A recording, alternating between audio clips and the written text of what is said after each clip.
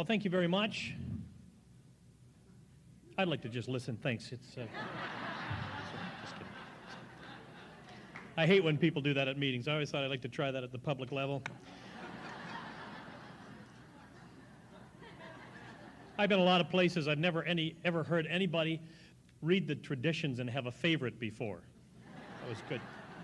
Or the guy in the front when they said that science will someday get us, maybe they'll find a way to get us to be normal drinkers. How could that happen? I mean, even if they fixed our physical craving, we'd screw it up again. Who wants to be a normal drinker, right? I mean, they're so boring. So.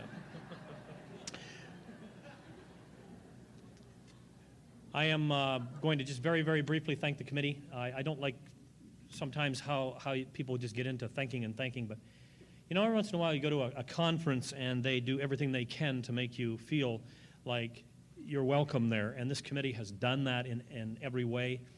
And my wife is here with me, which is unusual. Normally what they do is they pick you up at an airplane, chuck you in a room, you deliver your talk, and in the morning they say, "Are you still here?"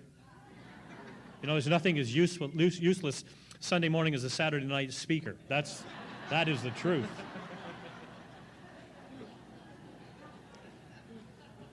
Alcoholics Anonymous is a place where we love to eat our young. And I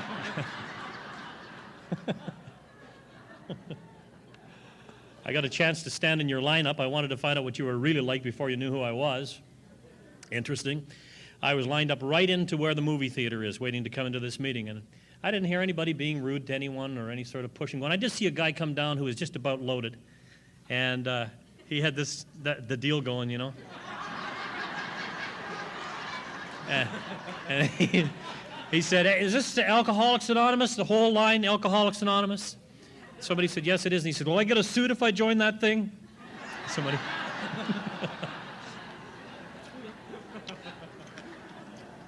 And then he got downstairs and said, "What losers, they all have to wear suits, you know, it's different coming here to talk, you know, in Nevada." I heard two people out front of the casino saying, "Where do you think they get the money to build all these beautiful buildings?" Yeah.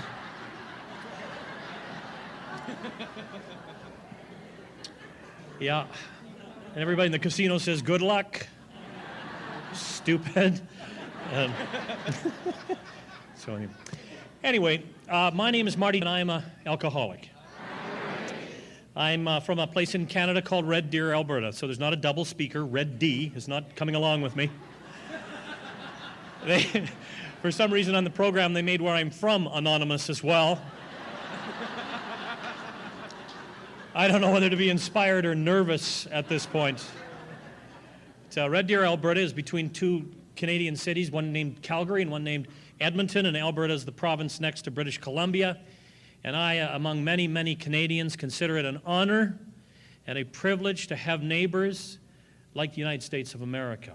We love the United States of America in Canada. Glad that you're our neighbors.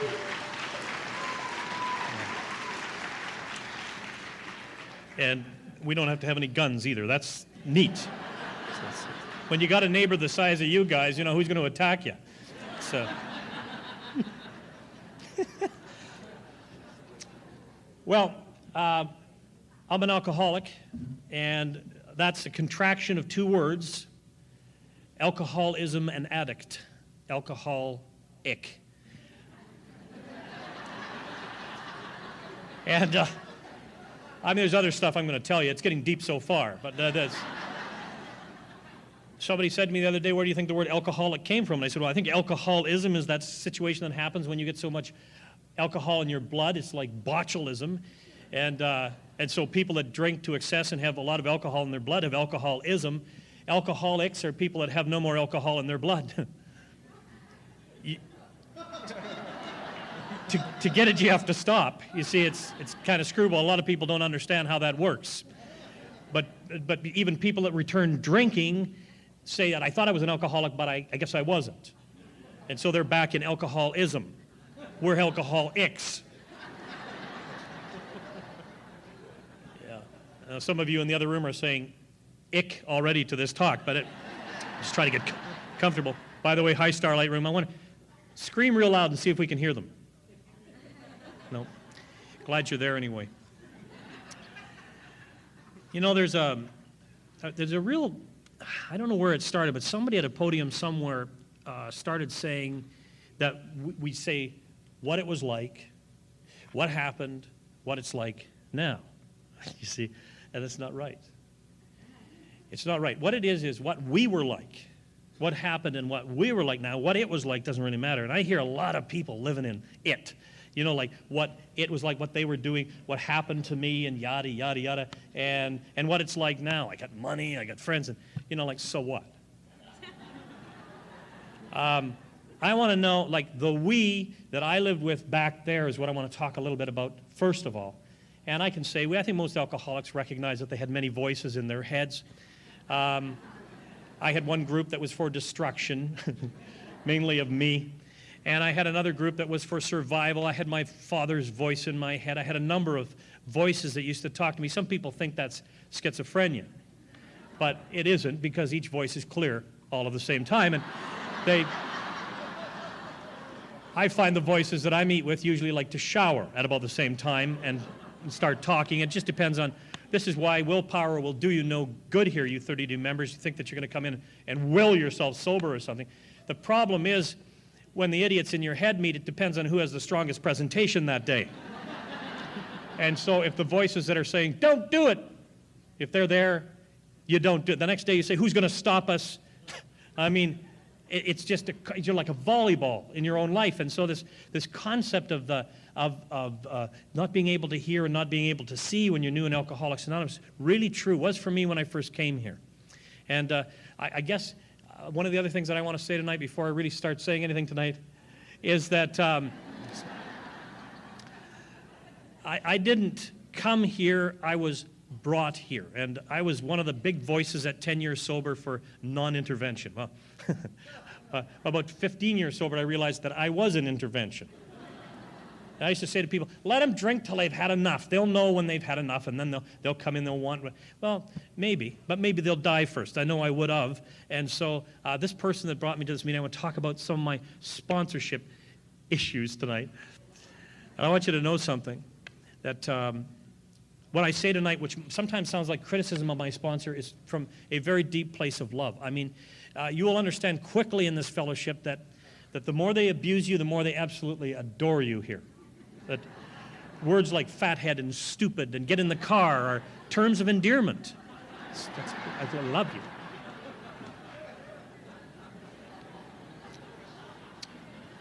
The ones that tell you you're okay are the ones that are killing you. Anyway, what we were like, you know, I was, there's a step in the program that says that we're restored to sanity, and so it dawned on me one day I must have been sane somewhere prior to when the disorder started. And so I started to map back through my life, and the last thing I remember that I was any semblance of normal was about 4 years old. It was the last time I ever remember kind of being part of Christmas. And then from then on, it was, what are these people doing? Like my mother used to really annoy me, you know, breathing in, breathing out, breathing in, breathing out. I just wanted to, you know, these people that love and care for you, I like to kill the whole bunch of them. I hated that particular group of people. I prayed God every day until age 9 that I'd been adopted, and these weren't my real nuclear people. I had a brother, he turned out to be alcoholic, and this guy was a piece of work, and maybe contributed to some of the fact that, you know, I started drinking at age 11, and I'm sure the next speaker will start at 7, and then we'll have a prenatal alcoholic by the end of the conference. But this guy, I mean, this is the kind of stuff he used to do. Christmas morning, he'd get up, and he'd move all the labels around on the Christmas presents. And I'd get, like, this is my 4th pair of socks, and he's getting a truck and an airplane, and what the hell's going on with this? But there is a God, there is a just God, because when I was about 11 years sober, there was a knock on my front door, and there he stood, the present snatcher. And he had everything he had in the whole world in a Safeway shopping bag. And he said, I don't know anybody, Marty, that can help me. I am out of control, and I just believe that you're the only person left on the earth that I trust. Would you sponsor me? And I thought, sure I will, you son of a bitch, get in the house. I'd be happy to sponsor you. And I had years of frustration taken out on him in his recovery. He's still sober today, damaged, but still sober. That's the kind of stuff that'll happen to you if you stay in Alcoholics Anonymous long enough. I had a lot of trouble with the word alcoholic. I knew that for a number of years that I had been drinking to change what I was. I knew that. I mean, I understood that if that's what alcoholism was, I probably had that. But I had no sort of conscious recognition of that. You know, like I knew something was wrong, and I knew other people were different than I was, but I didn't, you know, drinking seemed to me to be more, as the book says, a solution than any sort of a problem. It seemed like when I was drunk, even though I might be puking up chunks of pizza under a bed, I felt in control and felt out of control sober. And, you know, I've really come to understand that that first step is everything I need to know about me. It's every statement of everything that's wrong with me. I am powerless over alcohol, and I have to admit that my life has become unmanageable. That's the total statement of everything that's wrong with me. And I mean, I was the kind of a guy, I never would have come to Alcoholics Anonymous. I went out one night and I got drunk one more time. And you know how that goes? I had made a pledge to God, absolute pledge, that if you could just get me out of this little scrape that I'm in right now, Father, I will never drink again. And this happens when you're an alcoholic, and I don't know if this happens to earth people or not, but when you're an alcoholic, seemingly unsolvable things get resolved. And this day, I went from, I'm going to get fired. I mean, I went to a party, staff party. I was in the radio television business in those days. Went right to the food stand, picked up a pizza, walked right to the president of the company, and then stood back to see what the hell was going to happen next. You know, there's that sense of adventure when you're alcoholic. Like, I'm convinced there's something not attached in a full-blown alcoholic, like cause and effect. I was always surprised when people hit back. I was always surprised when people were mad. It was like, just screwing around. We're just having fun. And, I mean, I did a bunch of other stuff, and I woke up that morning, and oh, my God, was I sick. I had that kind of, like, in-the-throat nausea, dying, puking, sick, where you just honestly don't know if you're going to make it or not. Your heart is going in a rhythm. You know that? Just as the vomit goes up. Somebody once said, you know you're alcoholic when you can puke over your own head and not get your hair wet. Oh, yeah. And I had that down, man. I was an in-the-car, wake-her-up kind of guy. And anyway, the phone was ringing. I could hear it off in the distance ringing, way off in the distance. Anyway, I picked the phone up, and it was my loony sister. Man, she was nosy, this woman. And she had radar. Every time I was in trouble, she seemed to zone in. And she had the dumb question du jour, which was, how are you? How am I? You know, excuse me. Good. How are you? And she said the most remarkable thing. I'm absolutely convinced today that she had been one of you, because she asked that question. This is the right question. People say to me all the time, how do you approach somebody about quitting drinking? I say, ask them this question. She said, do you think you have a drinking problem? Thinking, drinking problem? Like, everybody I know is out cold before I ever stop drinking. I can swallow more liquor than anybody I know, no problem. Like, I'm thinking, where is this going? So she says, would you see a member of Alcoholics Anonymous for me? And I'm thinking, man, I'm not in enough trouble. Now I got to see some idiot from Alcoholics Anonymous and try and help him out. Oh. For a moment, I had a flash of Al-Anon recognition, just right, oh, not another alcoholic to help. And she sent over an alcoholic by the name of Dwayne. Now, Dwayne, was a Norwegian. See, that doesn't offend a lot of you. It really offended me because I was married to a Norwegian.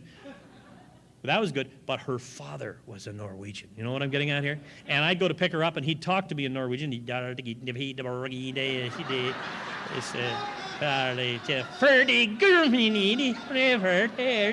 Barbecue. You know, and I'm not in this guy's car 2 minutes, and he's telling me he's Norwegian. I'm thinking, so what? Got a brush cut. In 1976, I was 1976 when I had my last drink. I was 23.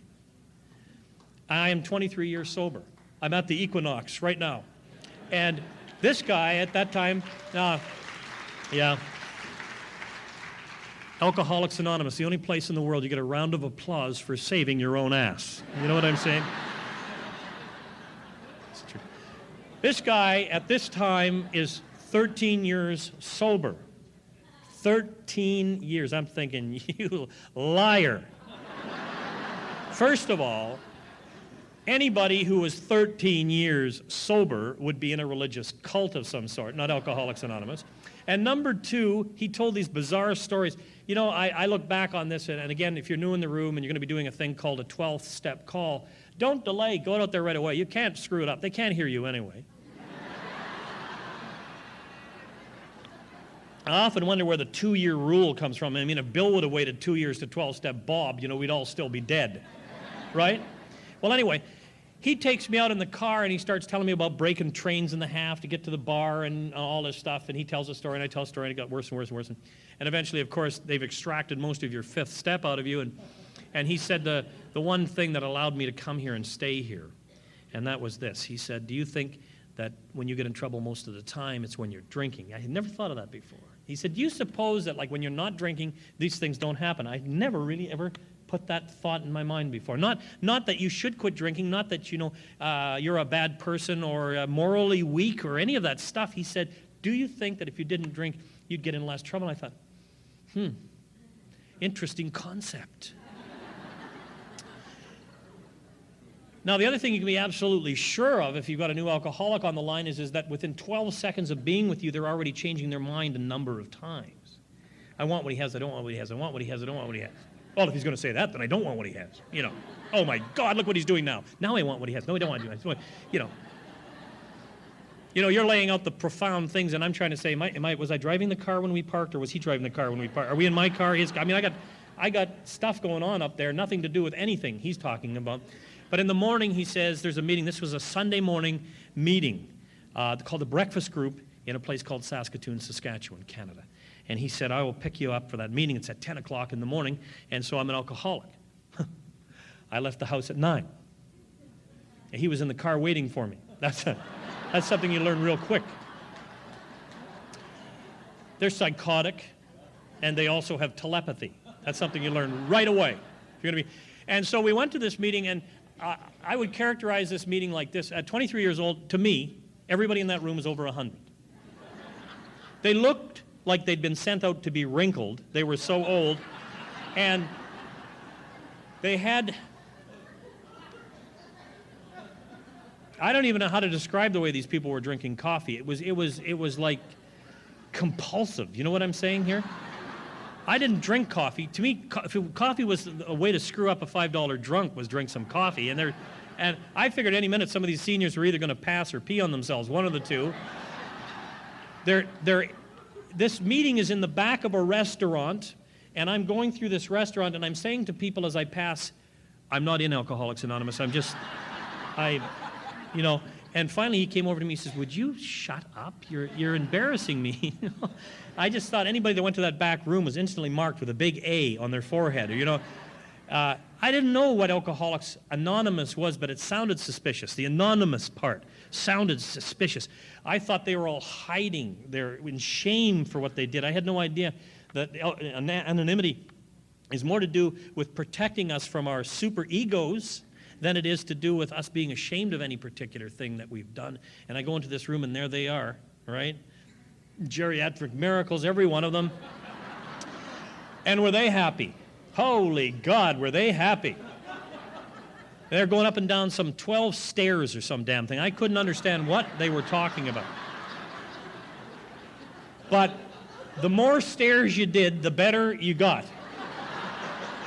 And there was one unfortunate who was stuck on the 12th or the 5th stair. And there was quite a bit of discussion about that 5th stair. One of them said, if you don't get off that 5th stair, you will get drunk. And I'm thinking, so where's the 5th stair? Let's get at her. Yep. Yeah, it was a big meeting for me, I'll tell you. I could hardly wait for that thing to end. It was just, and anyway, at the end of it, the president, or whatever the hell he was at the front of the room, says, and this was the most remarkable thing I'd heard anyone say at that meeting to that point, he says, if you want what we have. I start looking.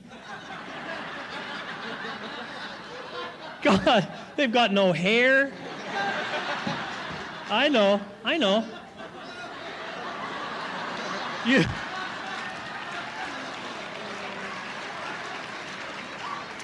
You stick around anywhere long enough, you go out like you came in, no hair, no money, no teeth. But and they're like they're 100, and then they can't drink for the rest of their lives. Do you want what we have? Oh, absolutely I do. Sure, I want that. I'm thinking, what were those choices again? Oh, yeah, here it is. Death, insanity, or join them. I'll take death. I'll take death. Oh, man. That thing, and you know, they never leave. They haven't had enough coffee. They want to have some coffee after. You want to stay and have a coffee after the meeting? I'm thinking, where the hell are you going to put it? You know, I'm figuring they've all got to have colostomies or some damn thing to be. It's incredible the amount of coffee that these people drink, inhale. Oh, man, I think some of them were, you know, that's that. I'll tell you one piece of information I'm glad I didn't have when I got here was the vanilla in the eyeballs routine last night. Oh, yeah. Yeah, and the spray net up the throat. It sounded attractive to me. I don't know about you. A yellow couch with blood and urine. Man, this is living. We get outside of the meeting after what seemed like an interminable amount of time. And he says to me, another remarkable question, what did you think of the meeting? So, but I'm an alcoholic. I'm not stupid. I know if I say I didn't like the meeting that I'm going to get a lecture, so I says to him, I loved it. I almost wish I was alcoholic, I swear to God. That was interesting stuff. And whatever you people are doing there, I am more than happy. If you need money, you got to understand, we had not a pot. We had nothing. If you need money, or if you need me to get you on the radio for some publicity or whatever you need, Dwayne, you just call me, man, because what you guys are doing, good stuff. And he said, yeah, right. Anyway, so I figured that's that. I went home, and my wife is here. She'll testify. I came home from the meeting. I said to her, I have been at a zoo. You wouldn't believe what's going on at this place. And I told her, and she went, no. And I said, do you think I'm an alcoholic? No. She said, you know what I think? I think you shouldn't drink so much. Problem solved. Well, was I surprised when he came to pick me up for another meeting? Because I thought I'd been pretty clear, Well, anyway, I didn't want to offend him because he's Norwegian and they get rough. We got on a car, we went to another meeting, and this one's called the Mustard Seed Group. And we go into the Mustard Seed Group, and there's all the same guys from the early morning meeting, and there's a couple of women. Hookers, I figure. Well, what would a nice girl be doing at Alcoholics Anonymous? That's what I'm thinking.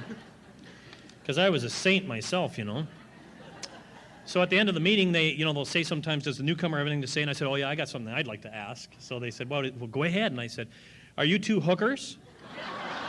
And, yeah, Ruth said, no, we were never hookers, Marty, but what we would do sometimes if we got really drunk is we'd pick up an anemic little turd like you, and if he was very good, we'd show him a good time, and if not that, we'd just throw him out of the car, So now I hate the women in Alcoholics Anonymous. I hate the men in Alcoholics Anonymous. I hate Alcoholics Anonymous. I know there's nothing for me. All they've got is these stupid 12 little steps. I could have written them myself, I'm thinking. God, anybody could do that.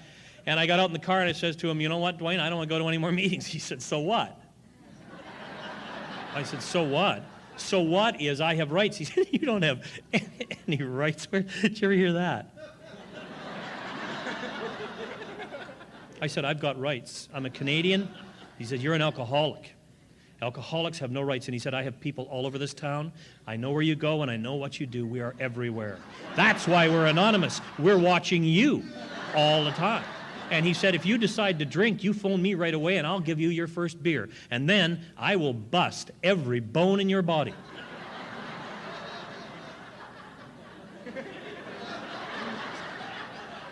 I said, why do you talk to me like that? And he said, it's really simple. He said, I know if you drink, you're going to get hurt, and I don't want you hurt by strangers. It's really simple.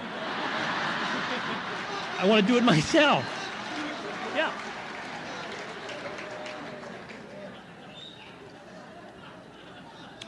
See, you know, how do you know what you don't know know? See, I had a way of solving things all of my life. It went in a kind of a circle. I started here, I went there. Alcohol was involved somewhere in the middle. That's how it always turned out. How do you know what you don't know? I mean, it's so crazy. And so I did not know I was powerless over alcohol because I took alcohol. It always did that to me. When I was 11 years old and I took that first drink, I was in a bathroom. It was Loganberry wine. And from the first time I took that first drink, I knew that I was, for the first time, I swear to God, the words that I've got to describe it are this. I was all in one place, all at the same time, for the first time ever in my entire life. That's what happened to me. And I got on my bicycle, and I knew I could ride faster than any person in history. And I got on this thing, and I just let it rip. And I was probably doing between 400 and 700 miles an hour when I hit the truck. And I went off the back of the bicycle, and I did a little skin donation, and I remember thinking as I was caroming off of the pavement, this came through my mind, as it does every alcoholic's mind, this doesn't hurt. Nothing hurts. I can go home and beat Michael up. Everything just came into focus, and I went home, and my mother, now I did not come from an alcoholic home. You need to understand that. I came from a Christian home. This is a breeding ground for alcoholics because they don't know anything. And my mother opened the door, and there it was, 11 years old, knee out of its pants, blood all over it, lying. You know, she said, are you drunk? I had 2. I'm 20 years old. I'm still saying, I had 2. That's it. It's the only lie you get when you start drinking. And so she threw me in the bathtub. I puked. I found out, that Loganberry wine goes down this dark purple, comes up this foamy pink. Life was good. Could hardly wait to get to school in the morning and tell all the kids the transformation that had happened to me. Could not get one other kid in grade 6 remotely interested in drinking. And so I did what the book says. I started to look for lower companions. You got to do that until you finally become a lower companion. And by grade 7, I was kind of an alien in my own class. In grade 8, I didn't really know the kids very well. In grade 9, I was a stranger there, and that's how that went. And so in that car that night when he said I didn't have any rights and that he was going to look after me, immediately what happened to me was I felt the same powerlessness I'd felt all of my life. And I'll tell you something about powerless people. Powerless people blame other people. We confuse resentments with thinking. It's not thinking. We try and find out whose fault is this anyway that I'm in this trouble. And then if I can attach to that person, I can spend the rest of my time not focusing on me, but focusing on them and what they did to me, and my powerlessness is justified. And then I can get juiced at them, and I can do this and that. And you know what? That night in that car, that powerlessness, it was the blackness and the madness was all around me. I had the Norwegian hitman who had taken a personal interest in me. This idiot introduces me to a guy at the meeting who had murdered his best friend, told him where I lived. If you want what we have and you're willing, you see what I'm saying? You guys aren't exactly catch of the season when we first come in here. And so the powerlessness over the alcohol made my life unmanageable, but the sobriety compared to the drinking, the sobriety was absolutely untenable. I never ever got drunk once to get drunk. And I hear all sorts of alcoholics contradict me and say, I don't agree with that. But I'm telling you something. I never went out to get drunk. I went out to not get drunk. I went out to get a buzz. I went out to get comfortable. I went out to get different. And we shouldn't tell newcomers it's going to get better. We should say it's going to get different, just for a period of time. Because it just doesn't get better. It's like the Australian dung beetle. It rolls manure until the ball is so big, it can't push that crap anymore, so it drills a hole in the middle of it and lives in it. And yeah, you get up every day and it stinks. And you got a shitty outlook on everything. And then what they say to you is, I never remember it smelling like this when I drank. No, that's right. You weren't awake long enough to have it smell like that when you drank. You weren't conscious long enough to see what you pushed behind that wall that now has to be dealt with. And so when he said to me, I will keep you sober. For 90 days, you're not going to drink. Immediately, I started thinking, you are my problem. And I was able to focus on him, and I started thinking, in 90 days, I am going to kill you. And this is sort of like newcomer gratitude stuff. I'm going to kill you. I'm going to burn your car. And I wanted to kill his dog. He had a dog that was like 100 years old. He was like all the people at the meetings. Its name was Tinker. Tinker. Guy's 6'4", 280 pounds, got a dog named Tinker. And you'd knock on the door, and you'd hear,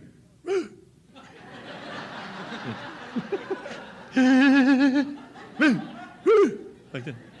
And he'd say, and this was the big Saturday night entertainment, he'd say, smile, Tinker, and the dog would go.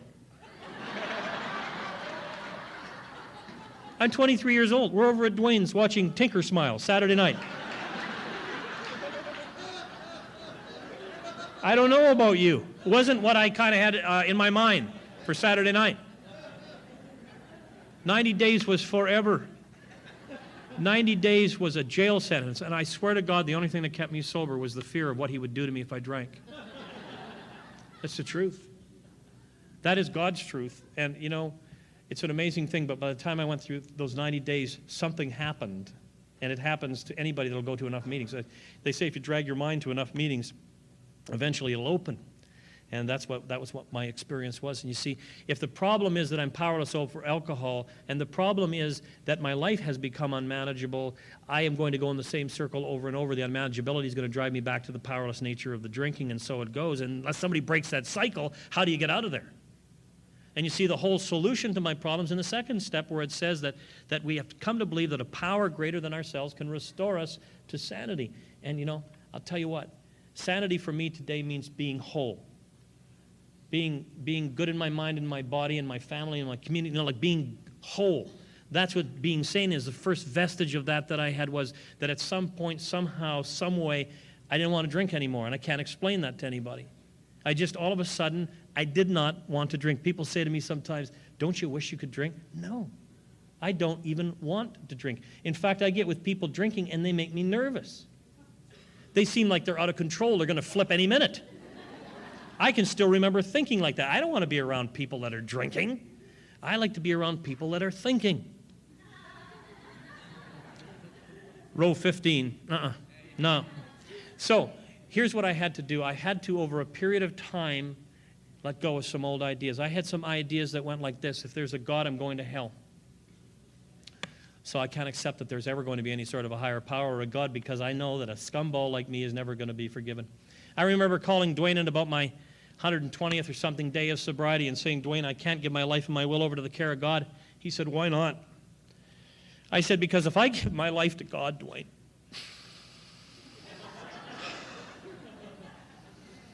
God will send me to Africa as a missionary. And he said, what do you think God would do with an ass like you in Africa? As screwed up as I was, I had to think, good point. It's a good point.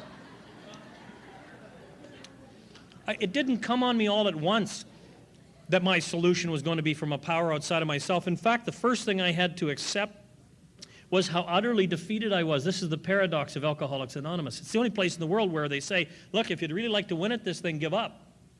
It's upside down and backwards. Most of the stuff in here is. They say no dues or fees, and then they pass a hat. What's that about?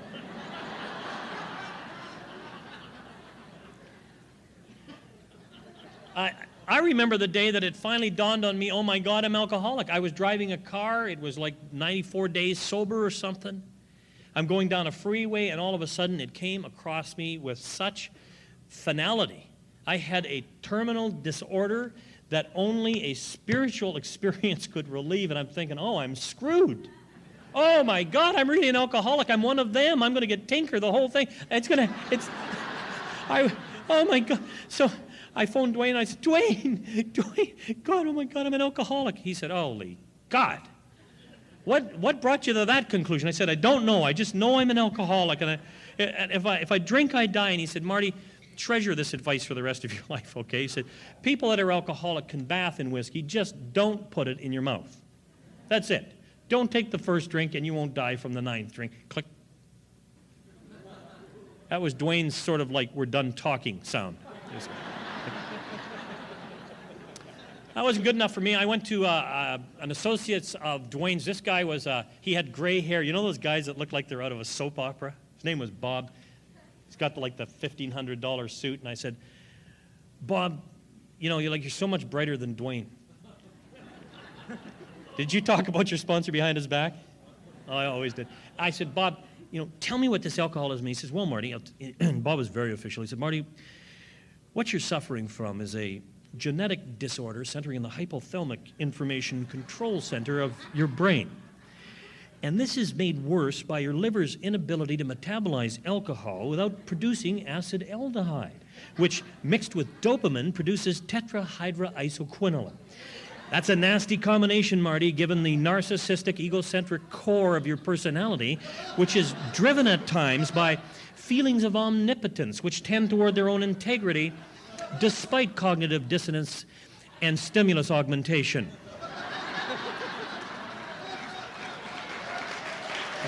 Yeah.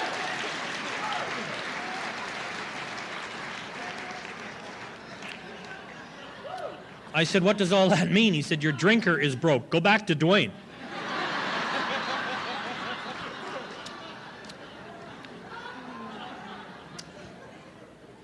Bob taught me a lot of lessons. I remember one time I was selling clothing, and Bob stopped in the store, and I said, geez, I hear Jake C. got drunk. He said, when were you talking to Jake? And I said, I wasn't. I just heard that. He said, so then what you're really telling me is you're a malicious, snotty little gossip.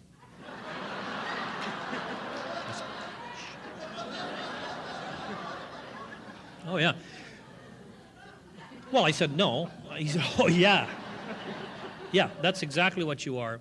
And he said, I don't associate with gossip, so see ya. I walked away. I don't know. Dr. Silkworth talked about deflation at great depth. Deflation at great depth is that thing that happens to you when you've got people that love you so much they won't lie to you anymore. And that they are, ready to point out some of your shortcomings. It's a loving thing that's done sometimes. It's about the fact that if you're like I was and you're in a fog, the fear of the obligation and the guilt, and you've got the repetitive solution going, the same thinking trying to solve the same old problems, then you've got to have some people that have the wherewithal not to worry about you rejecting them. These are the people that will save your life. If you've got some crusty old fart in your sobriety right now that says things to you that you don't like, but you know at the same time that there's some sort of a truth in them, never let them go. They are absolutely invaluable to you. Because, you see, if the first step is the problem and the second step is the solution, then what it's asking me to do next is the really hard piece. And what it's asking me to do next is simply the most difficult thing alcoholics have to do. Make a decision. Make a decision.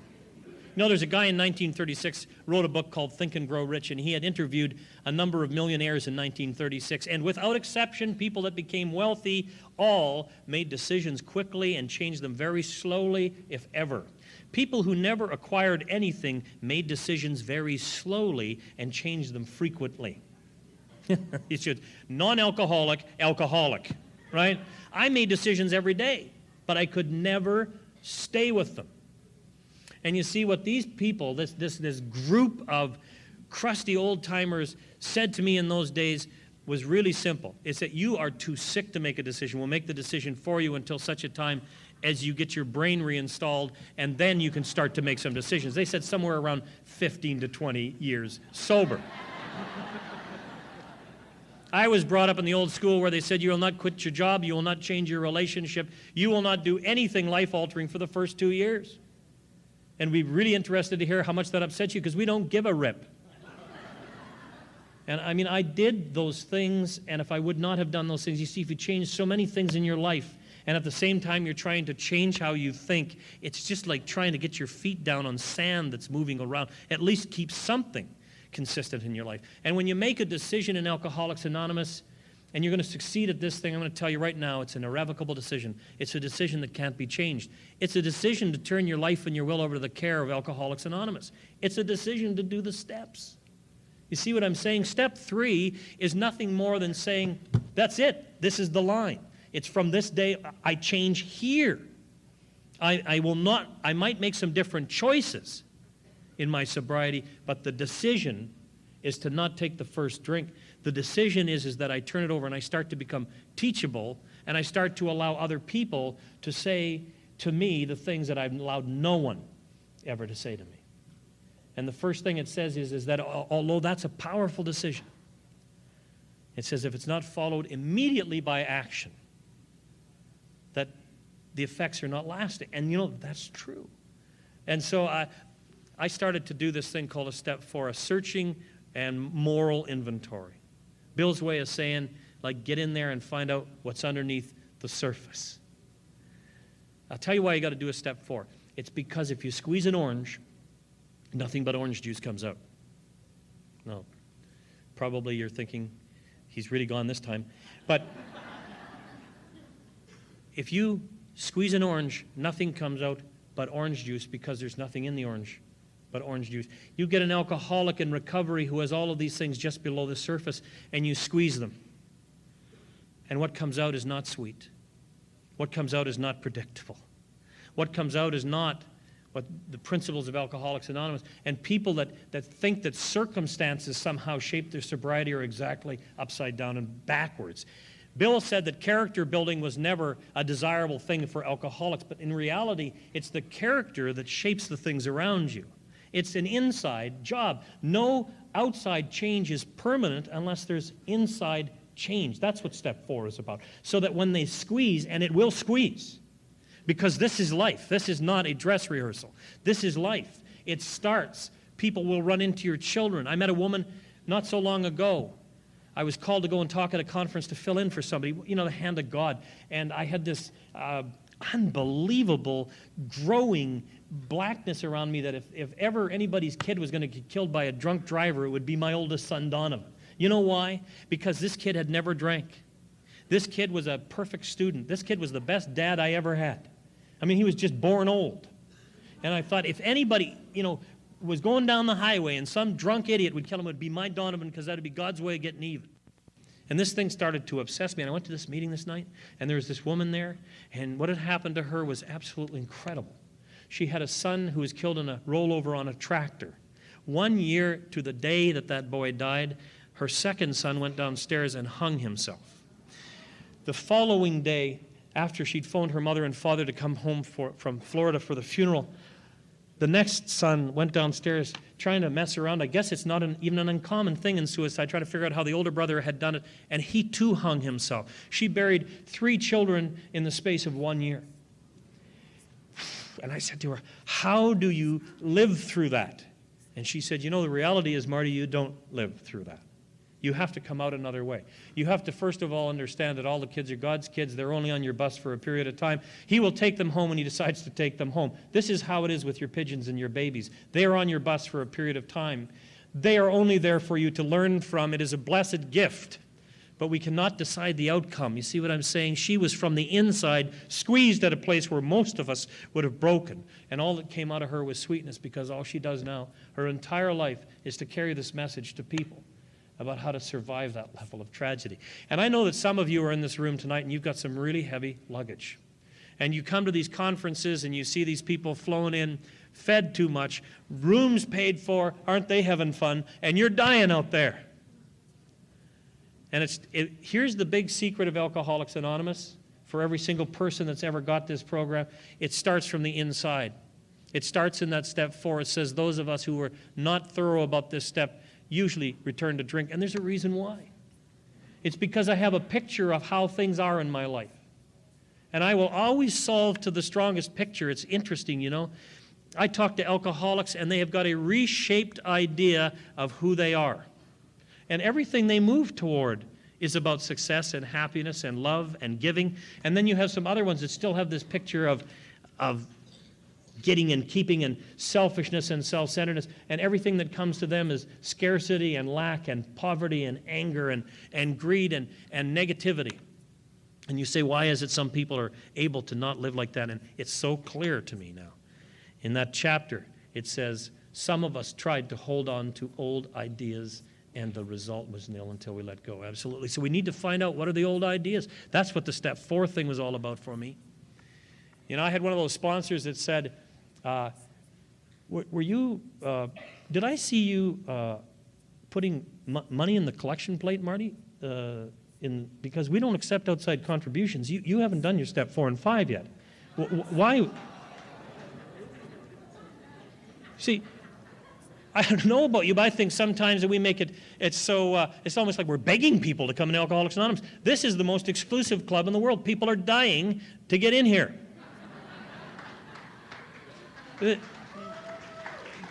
If you are ever to understand, you know, sometimes it comes to you how rare a bird you really are, how few people actually ever to get to hold on to this thing, sobriety, ever get to have the blessings you have. It's a minuscule percentage of the people that are dying from alcoholism. And yet here we sit. And we don't have an attitude of gratitude, and it's because just below the surface in many of us, there are these unresolved things. And you know, as long as you remain in that powerless state, blaming people, places, institutions for things that are going on in your life, you will never be free of it. And so I went into this step 4, and what I did was I listed every person in my head. I just took a foolscap paper, and I just started writing. I couldn't believe it. I should have just done a list of the one person I wasn't pissed off at. It would have been quicker. I was mad at everybody. Everybody had control of me. I didn't. The book is so right. People, places, institutions had control of me. I thought I was mad at them and teaching them a lesson, and they were controlling me. I was avoiding places because people there, not going to meetings because so-and-so is chairing, yada. You know what? You start to write all that crap down, and you start to see how it affects you. And you start to understand there's that, like for me, old Bob used to say, Marty, at 7 o'clock, get in the chair and read page 62. And I think, why on earth does he get me to read this all the time? And it said, selfishness and self-centeredness, we think, is the root of our problem. Driven by 100 forms of fear, selfishness, self-seeking, self-centeredness, we step on the toes of our fellows. They retaliate, seemingly without provocation. But we invariably find it was us who set it in motion. I think, what a strange thing for him to get me to read all the time. Because I'm the one persecuted here. I'm the one it's done to. You know, I was a person that believed humility was more to do with humiliation. I thought there's no way I could ever be arrogant because I hate my own guts. You know, you go into that step 4 and you start to mine this stuff up, and I see people do it all the time. They'll get through a step 4 and then they don't want to do a step 5. It's like gathering up glad bags full of garbage and then leaving it in your front room to really fester. You know, let's get it up so it really stinks and then just leave it there. And then say, I don't think this is working for me, you know. You want to go to another person and you want to talk to them about the nature of the wrongs, because it is within the nature of the wrongs that I started to understand some really amazing dynamics. Number 1, and most of all, what is wrong with me is a very small thing. Not everything's wrong with me. The things that are wrong with me kind of narrow down into selfishness, self-centeredness, my insecurities, and my fears. If I could just start to think in a positive way, a whole bunch of stuff starts to happen that's good. It's so simple to do, it almost eluded me. And so now I sit in the world, and the world starts to get negative, and I start to think negative, and I've learned from a friend of mine, a member of Alcoholics Anonymous named Bob, I just say, next thought, please. I'm not going there today. You know, I start listening to that stuff in my head, and it's all this powerless crap that I want to start blaming people or places or things, and I just say, next thought. Think something happy. Start focusing on how much oxygen there is in this room. It's a good thing, believe me. I used to be so insecure as a kid because I had a big nose, and then I realized, hell, I'm getting more air than you are. There's something positive in almost everything. You know, I'm one of those people that came out of the step 5, and I recognized that I didn't have that thing done. I had done it to the best of my ability, but at the time I didn't have enough ability. At the time I didn't have enough honesty to stand in the center of that and really look head-along to the things that were really causing me trouble, because, you know, I didn't want to get rid of some of them. I did not want to get rid of some of the defects of character that gave me what I thought was pleasure. Actually, it was creative avoidance.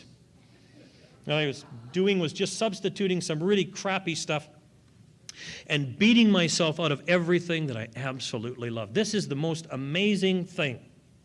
The Greeks had a word for it called scotoma. It's a blindness that you get, and it's only partial, but you can just see some of what's going on in your life, and that's where I was. And I thought, man, if I let that thing go, I mean, that's the only thing that really makes me happy right now, you know, hating people. Being totally, like I'd see people that had all these friends, and, you know, Stan, my sponsor, used to say to me, Marty, go home and pray this. Pray to be a guy on the block, a friend among friends. Just pray to be just absolutely ordinary so that you can have everything that this program has to offer you. Just be a part of, not in front of, not on top of, just a part of. The greatest blessing in the world is being a face in a crowd. You know, I don't understand that. I remember going to meetings of Alcoholics Anonymous and say to Dwayne, everybody's staring at me. He said, Marty, when you walk in a room, you have no idea how little they all care.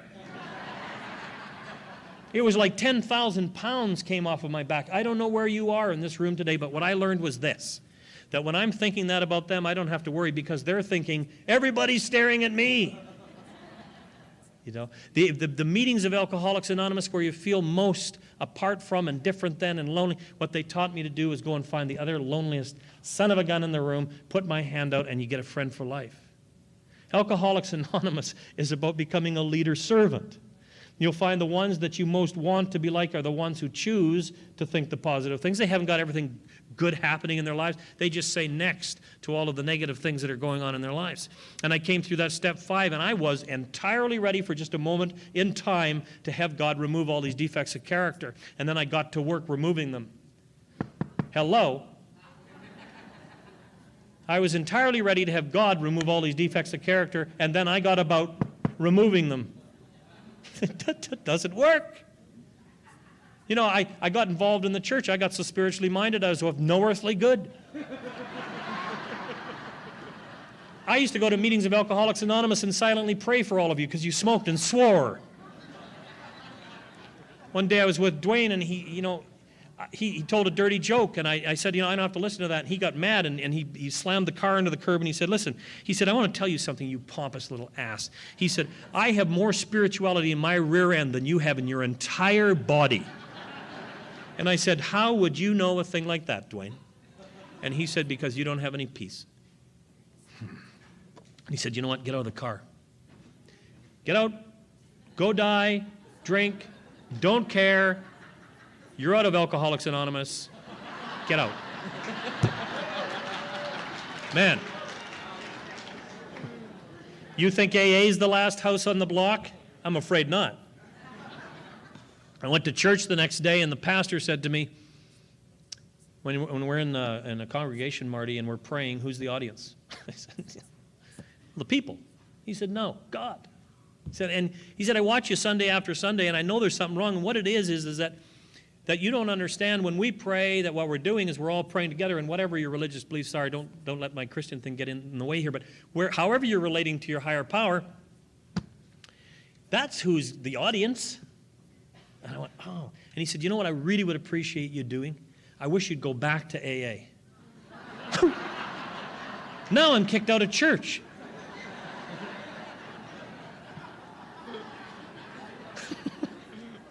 And I went back to Alcoholics Anonymous. There's an old boy named Jeff Charlebois. He'd been sober about a year longer than it took the crust's earth to cool. I mean, 31 years or something. He'd been around forever. And I walked past Jeff, and he said, there, but for the grace of God goes God. Yeah, I had a lot of pain. I don't know about deflation at great depth for you, but I had a thick skin and a hard head and a really bad heart. I had an attitude of, let me stay with everything that's wrong with me and just make me comfortable. And step 6 is the first time in the program of Alcoholics Anonymous where you actually admit that the second half of the first step and the first part of that first step are really true. You are powerless.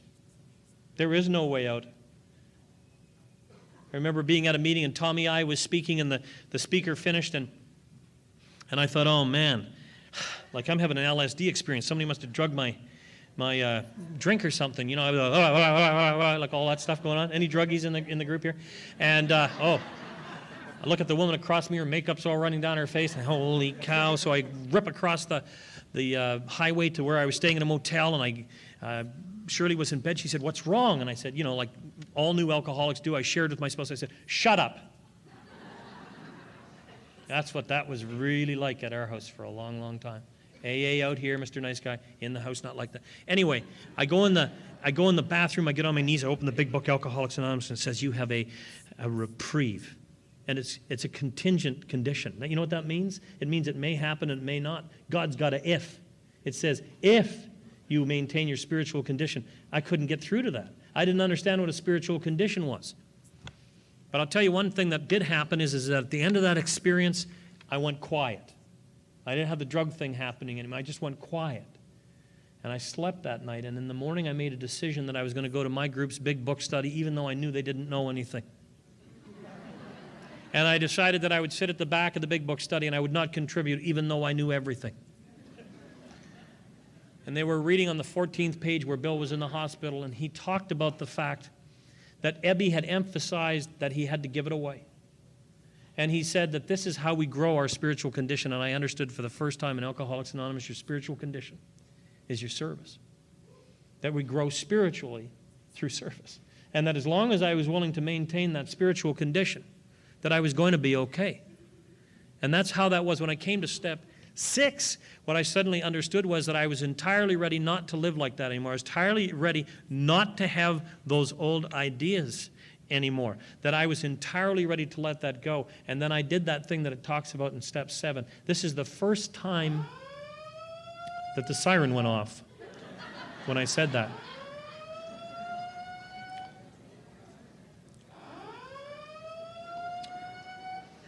If you want me to stop, you could just say stop. Does anybody know what to do?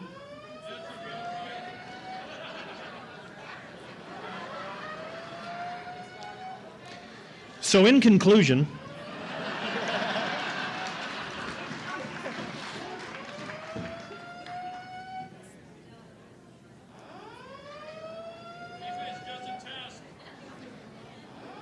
can anybody verify with the hotel if that's a test or whatever? It's probably just a test, sir. Just a test? Probably. Can you get them to stop testing?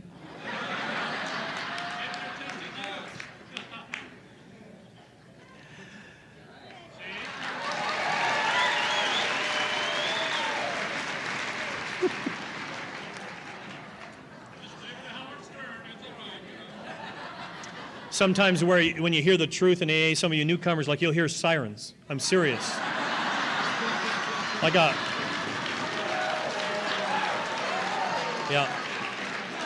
big chunk of truth will hit you and it's just like that. So let me sum up by saying this, that by the time I got into that 7th stair, that what I recognized was that humility for me at this point is to clearly understand that I am not going to fix the nature of my wrongs. I hear this all the time, and like, God bless you if it works for you. It did not work for me. I spent a lot of my life trying to forgive me. I don't have the power to forgive me. It is outside of my control to forgive me.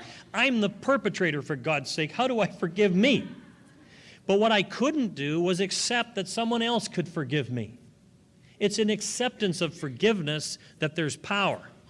And I said to Dwayne one time, I just don't believe God's going to forgive me. He said, with the snotty little sins you have, you nothing, zero little garden variety alcoholic, you're more powerful than God. Who the hell do you think you are? Boy, I felt so forgiven. Like that. And I've spent the first part of the whole program talking about me. It's the same old thing. Why people don't want to do step 4, I can't understand. It's an opportunity where you talk about nothing but your bloody self. That's our favorite subject. The old adage is true, I'm not much, but I'm all I think about. That is step 4. Billy Graham said the smallest package in the world is a human being wrapped up all in themselves. That is step 4. Step 5, let it go. And then in that step 6, in that wonderful healing, you know, I had a character defect for 35 years. And I tried and I prayed and I tried every form of psychology. I tried every form, and believe me, I'm read in those things. I understand those things. I could not rid myself of this thing. It drove me insane. And February the 6th of this year, in Chicago, Illinois, at a meeting of Alcoholics Anonymous, it was removed. I don't even know why, but it's gone. And it's been gone every day since then. I don't know when that miracle takes place, but I know if you're not ready to do it, and if you're not ready to be entirely okay with the fact that those things will be removed, it's a tougher ride. You don't have to do it, you have to accept it. This is a program of surrender, not victory. This is about the Confederate Army laying the flag on the table and saying, we surrender. It doesn't mean you got any more moves and any more troops hitting in a ditch. It's over. And when you say to your higher powers, you understand that God of yours, I surrender, He will in His time start to take these things from you, and all I have to do is be willing to be grateful when the things are removed. Isn't that an amazing reality? And then on the 10th, on the 8th, 9th steps, I start to go out and I start to try and fix things that I've caused in other people's lives. You know, I love that story in the book about the guy that comes out of the cellar and says the trees are flat, and he says, Ma, the wind stopped blowing. That is me. That is the alcoholic that goes out after you've got sobriety and you've got wealth and you've got all those things that have happened to me. And I go into, and I don't want to go and tell anybody, you know, I was wrong, it was me. This was my place in all of that stuff. And I can go out and start not making amends to me, go out into the world and start making amends to other people, cleaning up the wreckage. Because if I will not do that, I will not move closer to this power that's greater than myself. And there's nothing I want more than that. Like, I'm really starting to understand at a very deep level, more every day, that if I continue to be grateful for the things that are around me, I will move closer and closer to the substance of the entire universe. And that all I will have to do from this point on is just learn how to have that sort of a connection with the power. I can have anything I want. And all I have to do is just try and find a few other people who want the same thing and share that freely and openly with them. And that's what I'm trying to do with my life at this point. I told you I was going to tell you what we are like now. And this is just like right out of a fairy tale for me. I told you I stopped drinking when I was 23. We had nothing. We were bankrupt in every single area of our lives. And we were angry with one another, Susie. Susie and I, Shirley, my wife, Smokey, Goldie, I call her all kinds of names, so that's the only girl I've got, I promise. We were angry. We found in like 20 or 21 years of sobriety, suddenly we were at a place where we had to sort of meet and fall in love all over again. That happened. I went home and tried to re-enter my children's lives after a successful business career. Anybody out there who's working day and night to make a whole pile of dough and you're missing your family, tell you what, just from a friend, don't do that anymore. Because I came home one day and there's this 6-foot tall guy standing in our front hallway, and it turned around, it was my son. And I thought, God, she must be feeding these kids manure or something. It's just huge. And I had missed that kid growing up. And then I found myself in his late teens re-entering his life as his father and his friend. And I mean, this is a kid that I just absolutely loved, but I got so busy, I couldn't hear and I couldn't see in my house anymore. It's just another form of doing the deal. This is the kid that at 9 years old came to me and said, how do you join Alcoholics Anonymous? And I said, why? And he said, because I don't want to drink. I said, well, just don't drink. He said, you can do that without joining? I said, yeah, you can. He's 24 years old today, and he has 6 months more sobriety than I do. Never drank. I know. It's a miracle. I have a middle son named Chad. I think he's drank a couple of times and doesn't have much interest in it. And then we had Beelzebub, my daughter. 16 years old, got herself a bottle of vodka, and just got absolutely hammered. It passed out down the basement and the whole deal. And what I want to tell you is that because of Alcoholics Anonymous and the friends and the fact that you take time with my kids and they hear you and they see you and they love you, is that after a couple of those episodes with her, that behavior stopped. She today doesn't drink. She's got a partner who's got juvenile diabetes, and he can't drink, and they just bought their first home. They're 20 years old. Bought their first home with their own money. I don't know how you explain that. Shirley and I had a beautiful ranch, and she ran thoroughbred racehorses, and we've been gifted with money and travel, and I get to do this a lot. I've been all over the world. And some of the newcomers are thinking, keep going. I feel like I'm going to puke. I'm telling you. I was there. I was there just right with you. I saw those speakers, and I thought, yeah, easy for you, you suited up dork. What would you know about where I am?